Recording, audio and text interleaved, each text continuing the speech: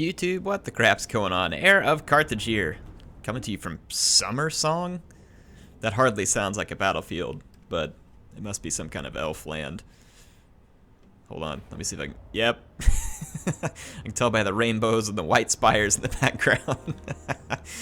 So here we are.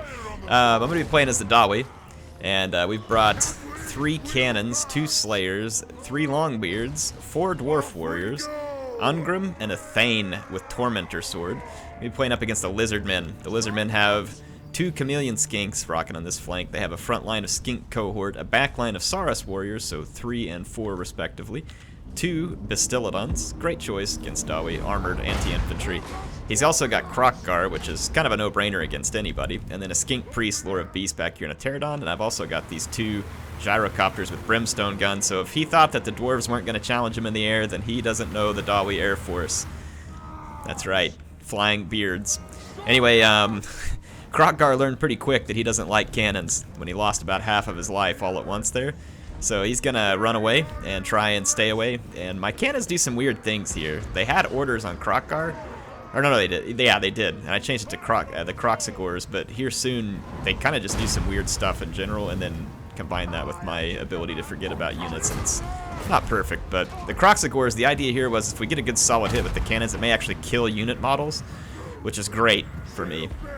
The Skinks have no prayer against my armored infantry, and I brought the armored infantry for a reason. The dwarves don't really have a unit that's going to kill lizardmen very quickly because Saurus warriors have a bit too much armor for slayers to be effective, and then other dwarf units are just too defensive.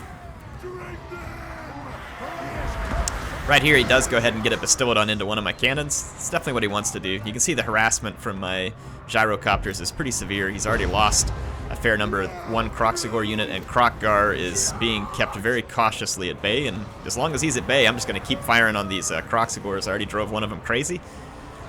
And his Chameleon Skinks are annoying. I don't have a good answer for him. I could chase him with Slayers, but that's kind of a waste. So I'm kind of just letting the Slayers get shot, and the same thing with this Dwarf Warrior here. Just needs to hold the flank. My front line is holding. I'm just keeping a unit of Longbeards in reserve here so nothing can get through the center too easy, except for a Bastillodon. That wasn't intentional. I got these Dwarf Warriors trying to hold it temporarily, but the Bastillodons are not being cycle charged either, which is definitely lowering their effectiveness. Kroq-Gar thinks he wants to come back to the fight, so I want to give him a quick reminder that he needs to keep his distance. So I'm going to tune in my gyrocopters, my cannons, basically tune in everything onto Kroq-Gar right now. He's a little bit fast though, so my cannons take a while to aim, and with the Bastillodons getting through the line, it's minimizing what I can do to Kroq-Gar at the moment. But Kroq-Gar comes over here to attack some Dwarf Warriors, which is an odd choice. He's taking a ton of damage, and this Skink Priest is staying in the air and just continuing to use the Doomflock. The dwarves do have some magic resistance, so it's going to take quite a bit of Doomflock. It will work, but it's going to take a while. And all the while, time is my ally here, because I've got Ungrim, who has a pretty massive anti-armor, anti-large bonus, and then the Thane can freeze Kroq-Gar in place with the Tormentor Sword at a key moment. So again, just making sure that Kroq-Gar doesn't want to be in the fight. He's using up his cold-blooded, his speed. We are really causing Kroq-Gar to use all of his abilities. This, I didn't like this trade at all, because it's great for the Chameleon Skinks cost-wise, but I was like, you know what, I'm just going to chase him with the Slayers. Let's just get them out of my way and make them use up their ammo, push them away from the battle. So that's what I decided to do for now. Right, wrong, or indifferent, that was the choice I made. My cannons are still harassing Kroq-Gar, and despite his healing, he is getting pretty low on his health.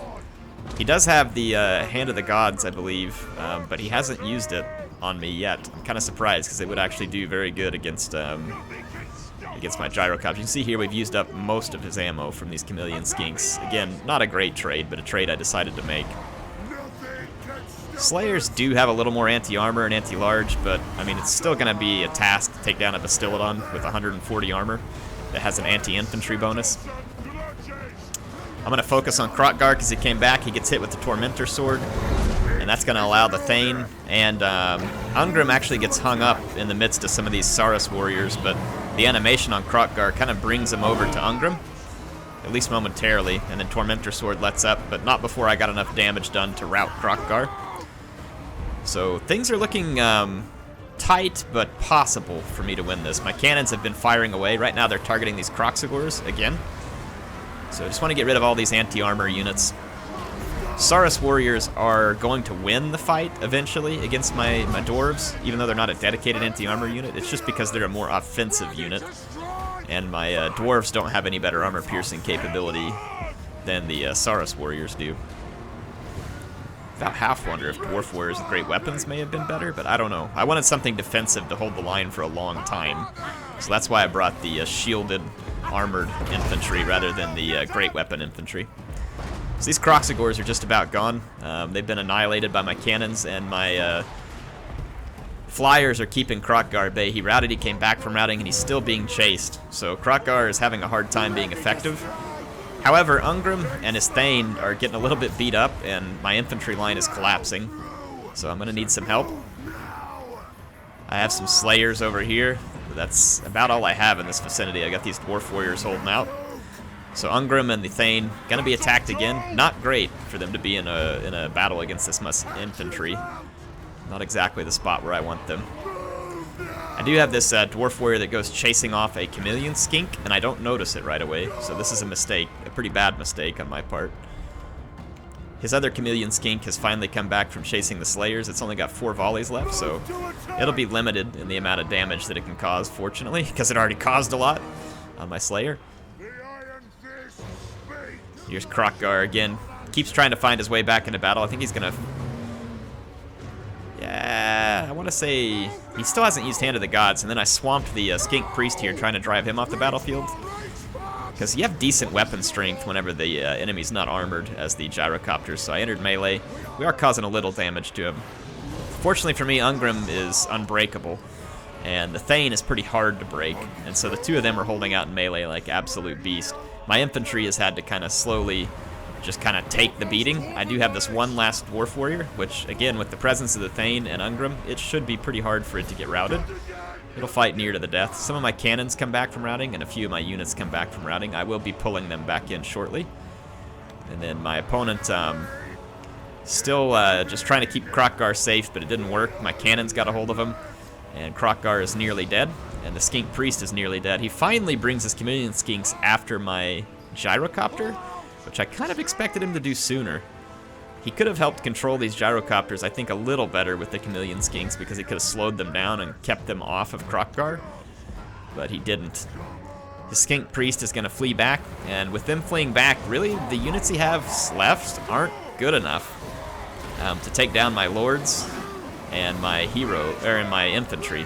My infantry unit will die eventually in this combat, but it's giving my Lords a little bit of a hit point shield. And then my gyrocopters can help me cycle charge and fire into the blob. See over here, they're killing the last few Kroxigors. And then again, the gyrocopters are just going to be doing a little bit of rear charging here so that the lizard infantry is going to start to break apart. Because Kroq-Gar is no longer here to support him. He did actually come back from routing with 193 hit points. That is one resilient lizard, folks. Again, fortunately for me, I've got Ungrim here who can actually cause a little bit of damage to these dinos, but part of the reason here this is working is because my opponent is really not actively micromanaging these. If he would just charge, come back, charge, just do the same thing over and over again, he would win because he could cause a ton of damage. So all he had to do was cycle charge and he would win, but if he stays still, Ungrim can win that fight eventually. So I don't know if my opponent was trying to be honorable or just wasn't really controlling him. I mean, when you're in combat, you got to take advantage of those things that work to your benefit. In this case, the dinosaurs really need to hit and run. They can stay in combat sometimes, but they do the most damage when they're doing kind of a hit and run. My cannons, I got one that's still firing and then 2 more that are coming back and picking up their weapons. Kroq-Gar came back close enough to use his Hand of the Gods, and he actually downs one of my gyrocopters, but it's too little too late. And Kroq-Gar is going to come under fire from my cannons here very shortly. So let's check that out. There's the shot, and it's a hit. Dino down. So that's a dead Kroq-Gar, which means that the rest of the lizardmen won't be far behind.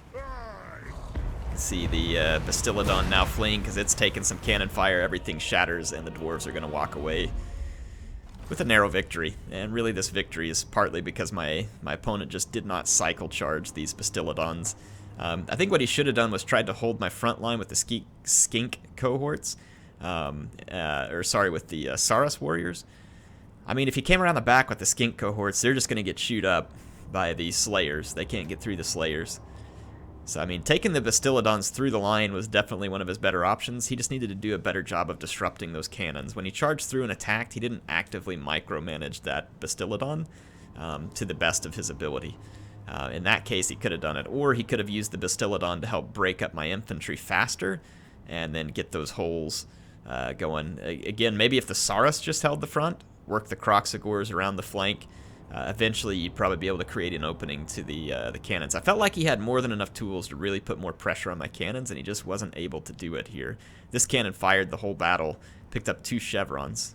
So these units up here already had chevrons, but the cannon did not. So this gyrocopter and this cannon both picked up some experience because they got so many kills. 1 Slayer completely wasted, no doubt about it.